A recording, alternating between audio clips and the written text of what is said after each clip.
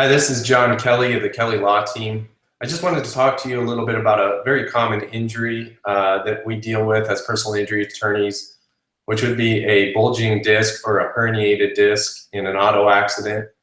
I want to give you some factors on how to calculate the value of these kind of claims and to give you some pointers to make sure that you're doing everything you can to maximize the amount that you receive in this kind of injury. Like I said, it's a very common injury that we see diagnosed. One of the things that we have to establish in any personal injury claim that you're going to need to be aware of when you're calculating your damages is, first off, how much at fault the other party was or you were in the accident. So for instance, if you were in a common accident, which would be a rear end accident, say the police officers showed up, they took a report and they cited the other person for rear-ending you. In that instance, almost always the adverse insurance company, the one that hit you, is going to have to take 100% responsibility. There are circumstances where that doesn't apply, but that's not something we need to go into here. At that point, when you're calculating your damages, you're going to be able to recoup 100% of your damages. Now, if you are in a different kind of accident, say it's some kind of a T-bone accident or it was a lane change type of situation, and the insurance companies may attribute some fault to you. They may say you're 20% liable for this accident. Now that can be changed if you can dispute it and provide evidence, but if that ends up being the amount that you're attributed, you have to change your calculation. So you have to say, if I'm 20% liable for the accident, I have to deduct 20% from my settlement at that point. So if your settlement, for instance, was $1,000, at that point, you're 20% liable, you can only recover $800. So that's how that would be factored in. If you are considered to be partially at fault, that doesn't mean you don't have a case. It just means that you may have to reevaluate your calculation. So some of the tips that I have to make sure once you do know that you have this type of injury to make sure that you're recovering the full amount is to gather all your medical records that you have related to the accident from all your providers. Now, if you went to the hospital, you're going to want to order those almost immediately after the accident. That can take some time to get. You also want to get any kind of billing records with that. So you want to order the full bills and records. And that applies to any physical therapy, any chiropractic work, orthopedics that you go to, anyone who you're referred out to. You want to make sure that you're ordering those full bills and records, especially after you're done treating.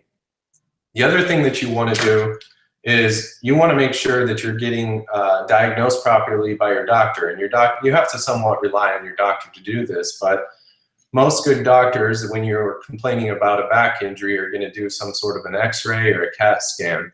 And you should be able to, at that point, see if there was a herniated disc in the actual results of that. So if you can, get a hold of those results so that you can send those off to the adjuster that shows that it was there.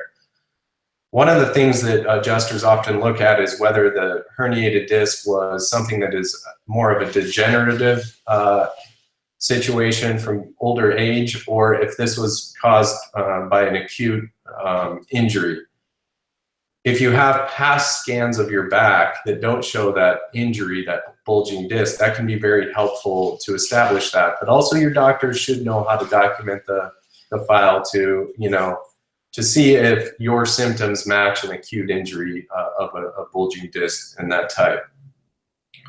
The other thing that you want to do is you want to try to do your best to calculate your pain and suffering, your lost wages. Lost wages are a little more objective. If you're missing work because of your injury, you're out of work, you can't get there, you know how much you're making in the past, you can get past records of your, either tax records, or you can get records from just your pay stubs to prove what your wages were before the accident. And then you can later go match that up with your pay stubs now that are presumably lower because you're not at work.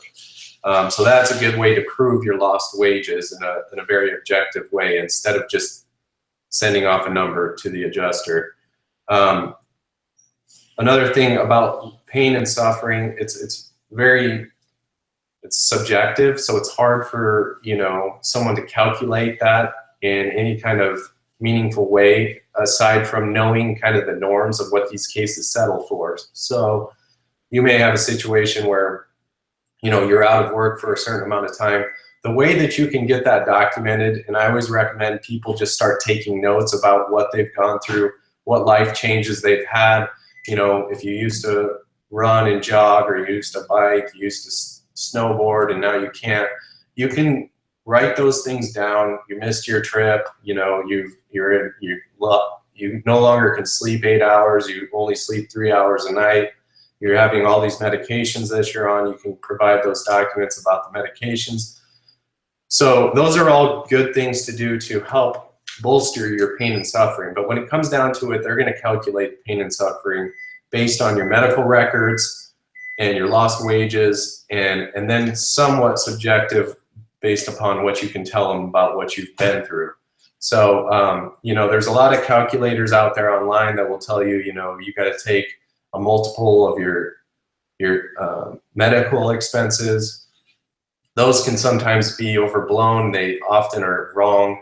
The one way you can do it is you can call up a personal injury attorney who does this every day and ask them, here's what I've been through, here's my expenses, what should I expect? So that's something that most attorneys, including myself, would not charge for, just giving you an evaluation of how far along you are, how you're doing. So that's the tips that I have today for a herniated disc injury with a personal injury claim.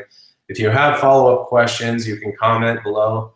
Leave a comment and I'll respond as soon as I can, or you can give me a call at the Kelly Law Team at 602-283-4122.